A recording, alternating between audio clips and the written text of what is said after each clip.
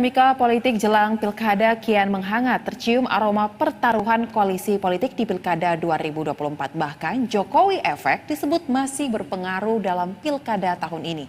Dan untuk membahasnya lebih lanjut sudah bergabung bersama kami melalui sambungan Zoom sejumlah narasumber, diantaranya Nurdin Halid yang merupakan politisi dari Partai Golkar dan juga Agung Baskoro selaku pengamat politik dari Trias Politika. Kita akan sapa kepada Pak Nurdin Pak Agung terlebih dahulu. Selamat sore Pak Agung. Sore Mbak. Baik, selamat sore Pak. Jika kita melihat terkait dengan kondisi politik jelang Pilkada 2024 ini memang kian menarik ya. Untuk beberapa daerah sejumlah nama sudah mulai muncul, nama-nama kuat. Bahkan yang terbaru dari hasil Litbang Kompas mengatakan untuk menentukan siapa yang akan dipilih ternyata masyarakat jumlahnya masih cukup banyak nih yang linier dengan kedekatan Presiden Joko Widodo.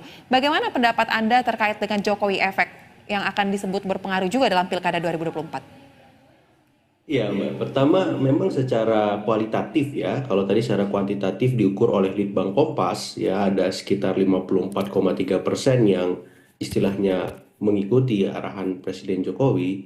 Ini hanya mempertebal akhirnya mengafirmasi temuan kualitatif juga yang sudah terbukti di Pilpres 2024 kemarin bahwa Presiden Jokowi sampai 20 Oktober 2024 memang memiliki instrumen-instrumen kekuasaan ya, baik sebagai kepala pemerintahan, kepala negara, ya, panglima tertinggi, maupun atribut-atribut strategis yang melekat karena dia punya hak prerogatif seperti itu. Jadi saya kira ini menguatkan, menegaskan bahwa memang sampai 20 Oktober 2024 Presiden Jokowi punya ya pengaruh yang signifikan untuk mengawal atau mengendalikan ya jalannya pilkada di seluruh Indonesia. Seperti itu, apakah lewat instrumen eksekutifnya, apakah lewat instrumen panglima tertingginya, ataupun instrumen-instrumen strategis lainnya. Seperti itu Mbak sebagai pengantar. Baik, kemudian jika melihat sejumlah nama yang saat ini muncul di beberapa daerah, sebut saja seperti di Jakarta yang lagi hangat-hangatnya nih diperbincangkan siapa yang akan maju di Jakarta, kemudian di Jawa Barat, di Jawa Timur.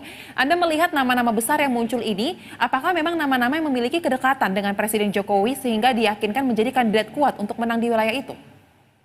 Persis Mbak, saya mencatatnya ada Jawa Timur ya, ada Ibu Khofifah, ya, kemudian Jawa Barat ataupun DKI ada Ridwan Kamil, kemudian di Sumatera Utara ada Bobi Nasution, ya, kemudian ya nanti kalau ada Kaisang jadi maju seperti itu ya.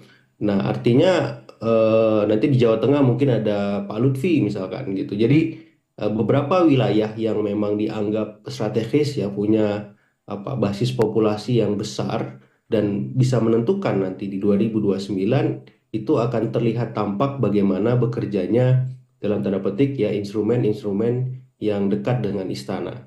Karena biar bagaimanapun pengondisian itu penting agar apa? Agar narasi keberlanjutan ini memang punya nafas yang panjang, bukan hanya satu periode, minimal 2 periode. Sehingga memang pilkada-pilkada itu dimonitor atau dikontrol langsung untuk dipastikan siapa yang dimajukan. Karena memang ini bagian dari arahan dari Koalisi Indonesia Maju ya sebagai prioritas utamanya untuk ya melanjutkan apa yang sudah mereka capai di Pilpres kemarin agar bisa direplikasi di tingkatan-tingkatan provinsi di seluruh Indonesia. Walaupun tidak semua, minimal paling tidak di tempat-tempat strategis tadi itu bisa terwujud dengan baik seperti itu.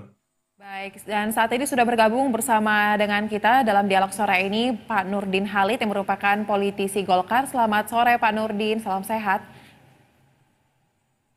Baik, kami mengalami kendala audio Pak, belum terdengar suaranya, mungkin kita bisa pastikan audionya sudah terbuka? Selamat sore, Assalamualaikum warahmatullahi wabarakatuh. Waalaikumsalam, suaranya sudah terdengar dengan jelas. Ya, baik. Pak Nurdin, tadi kita sudah menyimak sebelum dialog ini dimulai, ada berita pengantar yang intinya mengatakan bahwa Pak Erlangga, Ketua Umum Golkar, menyebut bahwa pengaruh dari Presiden Joko Widodo di Pilkada 2024 ini masih sangat terasa dan itu pun diaminkan melalui Litbang Kompas yang katanya 54,3% responden ini memiliki linear dengan preferensi politik dari Presiden Joko Widodo. Anda sebagai politisi senior di Golkar, setujukah dengan hal tersebut?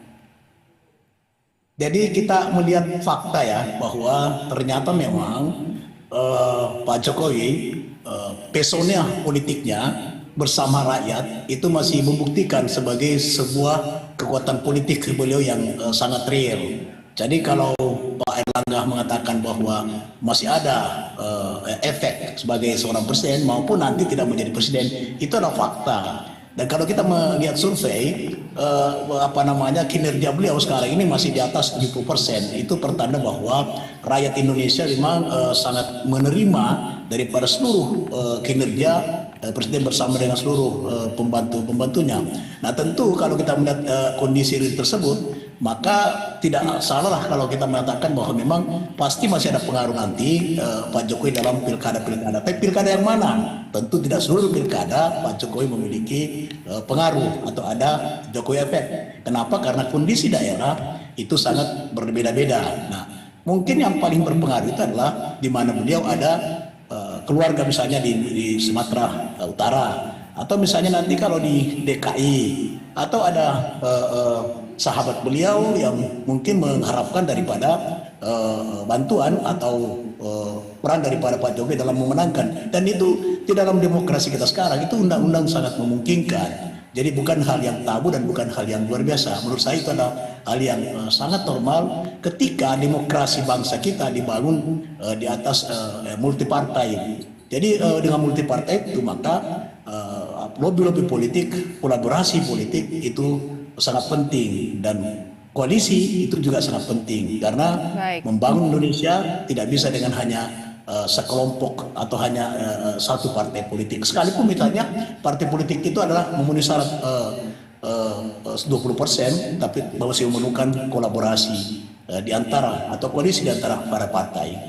Baik, memang jika dilihat sampai dengan di titik ini, sepertinya koalisi Indonesia Maju ingin koalisi Indonesia Maju ini yang berhasil di Pilpres kemarin dapat dilanjutkan sampai dengan ke Pilkada serentak 2024 ya Pak ya. Makanya komunikasi di antara internal partai tersebut pun masih terus dijaga, dilakukan. Tetapi untuk Golkar sendiri, tadi Bapak mengatakan tidak mungkin di semua titik yang melakukan Pilkada ini akan memperhitungkan terkait dengan Jokowi efek tersebut. Sebenarnya daerah-daerah mana saja yang sangat mementingkan adanya Jokowi efek? Kemudian apakah Golkar sendiri ketika akan mengusung calon, baik itu dari internal ataupun dari kader partai lain, memperhitungkan juga seberapa besar Jokowi efek terhadap wilayah tersebut?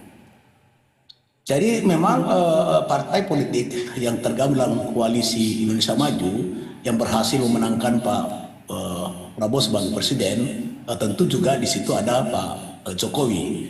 Tapi ini sangat solid, saat ini sangat solid dan terus menciptakan kebersamaan di pilkada yang akan datang, sekalipun mungkin tidak bisa linear ya antara koalisi di tingkat nasional dengan koalisi di daerah. Kenapa? Karena pasti daerah ada kondisi-kondisi, ada kepentingan-kepentingan yang tentu mungkin tidak sama dengan kepentingan di tingkat nasional. Tapi yang pasti bahwa koalisi Indonesia Maju terus berupaya untuk menjaga agar siapapun yang terpilih di dalam suatu kualitas politik di tingkat daerah, apakah bupati, wali kota, gubernur, itu ada sinergi antara nanti presiden terpilih Pak Prabowo dengan bupati, wali kota, gubernur. Karena dengan adanya sinergi yang baik, komunikasi yang baik, kerjasama yang baik antara pemerintah pusat dan daerah, maka itu akan semakin memudahkan untuk Pak Prabowo menjalankan visi-misinya sesuai dengan janji-janji dalam kampanye maupun nanti akan menjadi program pemerintah 5 tahun ke depan menuju Indonesia Emas. Tapi saya juga percaya bahwa ini tidak mungkin bisa linear antara koalisi nasional maupun dengan koalisi nasional dengan di daerah, karena pasti banyak kepentingan-kepentingan yang mungkin di daerah tertentu tidak sama. Katakanlah misalnya di Sulawesi Selatan, mungkin di sana bisa bergabung dengan PKB misalnya, bisa dengan Nasdem yang sekarang belum resmi menjadi koalisi Indonesia Maju, mungkin juga bisa dengan PKS, mungkin juga bisa dengan PDIP. Jadi tidak selamanya Presiden masih solid dalam hal pencalonan, tapi sangat solid di dalam mendukung setiap program pemerintah pusat menuju Indonesia Emas. Itu yang pasti, Mbak. Baik, memang menarik ya jika kita membahas bagaimana strategi yang dilakukan agar keberhasilan pemerintahan dari Prabowo Gibran ini akan berjalan dengan baik ya. Tetapi Pak, bagaimana menurut Anda jika dikaitkan dengan adanya tokoh-tokoh yang memiliki hubungan kekeluargaan dengan Presiden Joko Widodo? Sebut saja ada menantunya di Sumatera Utara seperti Bobi Nasution dan juga Kaisang Pangarep yang sekarang namanya lagi sering diomongin nih Pak untuk menjadi salah satu pemimpin di Pilkada Jakarta. Apakah dengan adanya keluarga Presiden Joko Widodo di dalam kontestasi Pilkada ini juga otomatis akan membuat Golkar langsung melirik?